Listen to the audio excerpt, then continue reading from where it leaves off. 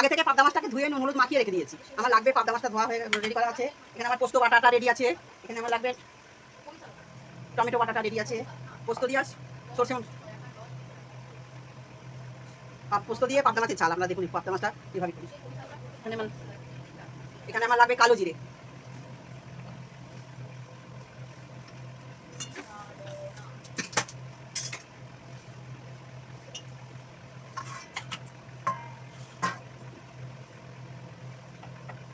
একটু নুন দিয়ে দিলে পাবদা মাছটা ফাটবে না। দেখবেন আপনারাও দিয়ে দেবেন, একটু কাঁচা তেল মাখিয়ে রাখবেন, একটু নুন ছড়িয়ে দেবেন, পাবদা মাছটা ফাটবে না।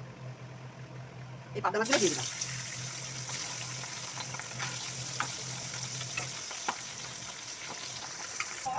পাবদা মাছটা আমার ভাজা রেডি। দেখুন পাবদা মাছটা আমার ভাজা রেডি।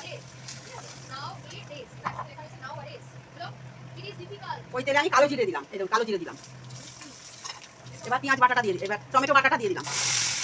আগে থেকে টমেটোটা পেস্ট করা দিয়ে দিলাম।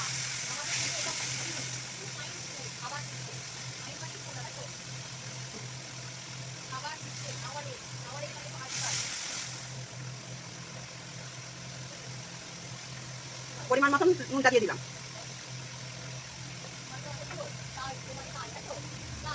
এবার হলুদ দিলাম পরিমাণ।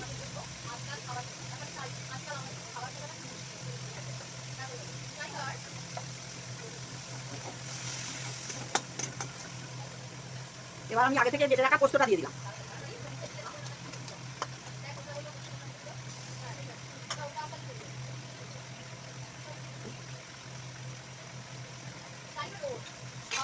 পোস্তের বাটিটা ধুয়ে জলটা দিয়ে দিলাম।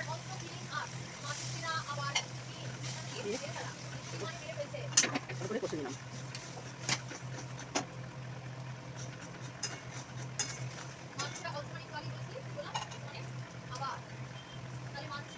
আপনারা বন্ধুরা কে কিরকম ভাবে বানান আমায় বলবেন। পোস্ত দিয়ে পাবদা মাছের ঝাল অবশ্যই আমায় জানাবেন।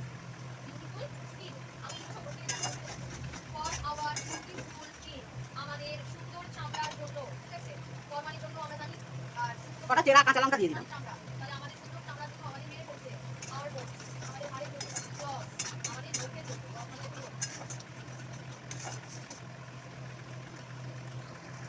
আমার পোস্ত থেকে তেল ছাড়া শুরু হয়ে গেছে দেখুন। এবার আমি জল দেবো, অল্প পরিমাণে আমি জলটা দেবো।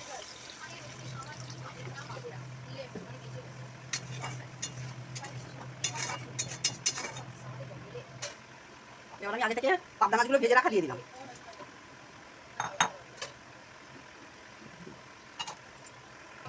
এবার আমার সর্ষে দিয়ে পোস্ত দিয়ে পাবদার ঝাল রেডি। কটা চেরা কাঁচা লঙ্কা দিয়ে দিচ্ছি, একটু ধনে পাতা কুচি দিয়ে দিলাম, দিয়ে আমার রেডি। দেখুন বন্ধুরা দেখুন আমার ঝাল রেডি। দেখুন আমার পোস্ত পাবদার ঝাল রেডি। পোস্ত পাবদার ঝাল আমার রেডি। নমস্কার, আমার পাবদা মাছের ঝাল রেডি পোস্ত দিয়ে।